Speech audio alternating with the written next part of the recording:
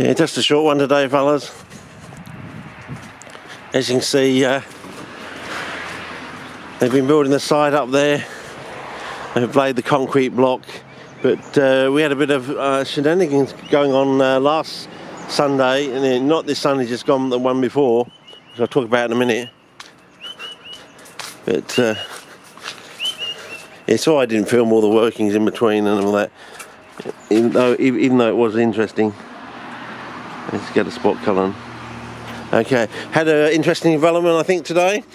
Looks like we might actually have a red organism growing here, along the edge here. So yeah, maybe over the top. I don't know if that helps. So that's interesting. So we'll see how we might plant something in it soon. I mean, if we can grow the organism, it should be okay for the plants, right? That's the sort of logic we're working on. Get some nice red coloration into the plants. I know. Anyway, of course that's basically a sand culture with the egg in it, of course. But as I said, the Sunday the 4th of February, we had this bloke in this license plate number turn up. He was totally covered in tats. He's very tall and lithe, so you know he didn't look like a bikie, but he had those black sort of gym shorts on that you see they do in these places. And at 12:57 p.m. he cut off a bit of pipe, and it was only about this length sort of thing, that sort of brick length sort of thing.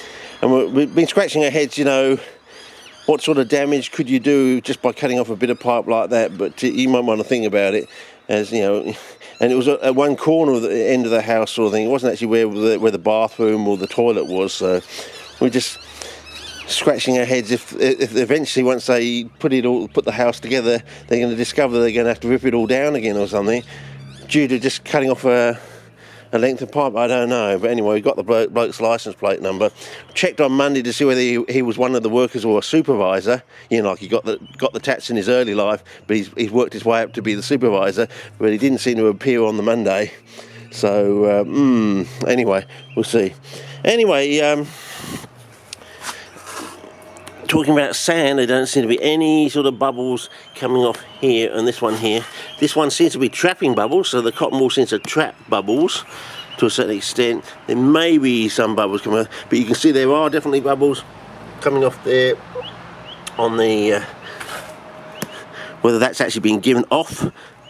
As you can probably see, that if it's actually being given off by the sphagnum, or it's just the reaction of the organisms chewing through the nutriments in there. We'll have to see. It's not like when you do this one, you can really see bubbles coming off. Really a lot of coming, especially like a one I've just set up sort of thing. You can see the amount of bubbles coming off there. Just the enormity of the bubbles just coming off, and you can just keep tapping it, and you can just see how many coming off the polystyrene sort of thing. So you might want to think about the perlite. Does that actually give off reductive flammable gas? Do you want a mixture of cotton wool and perlite? Do you want a mixture of sphagnum and perlite? Do you want a mixture of cotton wool and polystyrene? Because the question I have is, you look at stuff and it looks like peat, but I'm thinking, is it just ground up, Mucinex sphagnum moss? It's sort of looking a bit like this. Do they put it in a Mucinex, grinding up, and say it's peat? Because peat is, of course, derived from sphagnum moss, you see. But of course, sphagnum moss contains no lignin, but the peat which is derived from the sphagnum apparently it contains lignin. So where does the lignin come from? Is it from a co-associate organism, or microplant or something, alga or cyanophyta that actually grows in the sphagnum that actually builds itself its own lignin? Don't know, we'll have to see. But as they say in the book, sphagnum itself contains no lignin content, but the peat does. So somewhere in that transition from sphagnum to peat,